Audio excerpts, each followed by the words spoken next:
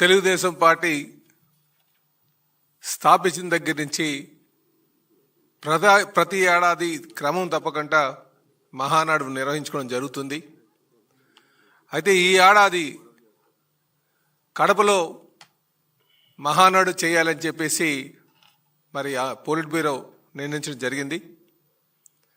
అయితే ఈ నిర్ణయం కొంత ఆలస్యం అయినప్పటికీ కూడా ముఖ్యంగా యుద్ధ వాతావరణం ఉన్నటువంటి నేపథ్యంలో ఒకవైపు యుద్ధం జరుగుతున్నప్పుడు మనం మహానాడు చేయడం బాగుంటుందా లేదా అని చెప్పేసి ఆ మీమాంసలో ఉండి కొంత ఆలస్యం అయింది.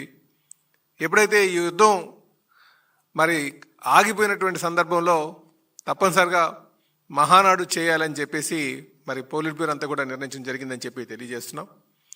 కనుక ఈ నెల 27, 28, 29 ఈ 3 రోజుల్లో మరి కడపలో ఘనంగా ఇటు సీకే దిన్ని మండలంలో ఆ హైవేకి ఆనుకొనే మేము మహానాడు ప్రాంగణం చూడడం జరిగింది. అక్కడ ఘనంగా చేయబోతున్నామని చెప్పేసి మీ ద్వారా తెలుగుదేశం పార్టీ కుటుంబ సభ్యులకు ప్రజలకి తెలియజేస్తున్నాం.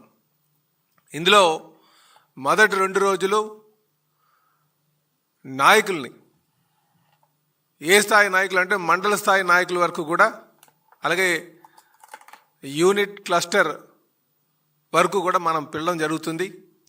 స్టేట్ బాడీ మెంబర్స్ కావచ్చు, పోలిట్ బ్యూరో మెంబర్స్ కావచ్చు, అలాగే జిల్లా body members, state body members అందరినీ కలుపుకొని సుమారు 23,000 మందికి మొదటి 2 రోజులు మేము ఆహ్వానిస్తున్నాం.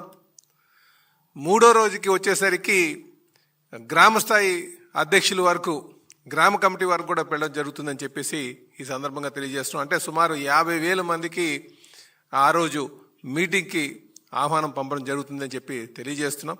ఇది కాకుండా ఆ చుట్టుపక్కల ఉన్నటువంటి నియోజకవర్గాల్లో ఈ కుటుంబ సాధికార సారథులు అని చెప్పేసి మేము ఒక కమిటీని వేసుకుంటున్నాం. వాళ్ళందరికీ కూడా ఆహ్వానం పంపడం జరుగుతుందని చెప్పేసి ఈ సందర్భంగా తెలియజేస్తూ, మరి ఈ ఏడాది మరి పార్టీ ఆవిర్భవించిన దగ్గర నుంచి కూడా కడపలో మరి ఇంతవరకు మేము చేయలేదు. 2024 ఎలక్షన్లో కడప జిల్లా వారు బాగా ఆదరించినటువంటి సందర్భం. పార్టీ ఆవిర్భవించినప్పుడు వారు ఆదరించారు, మళ్ళీ ఇప్పుడు ఆదరించారు. కనుక అందరూ కూడా కడపలో ఘనంగా చేయాలని, అంటే కొంతమంది అక్కడ అకామిడేషన్ లేదు ఎలాగా అని చెప్పేసి కొంత డౌట్లు ఎక్స్ప్రెస్ చేసేటప్పటికీ కూడా అక్కడే చేయాలని చెప్పేసి నిర్ణయం తీసుకున్నామని చెప్పేసి తెలియజేస్తున్నాం.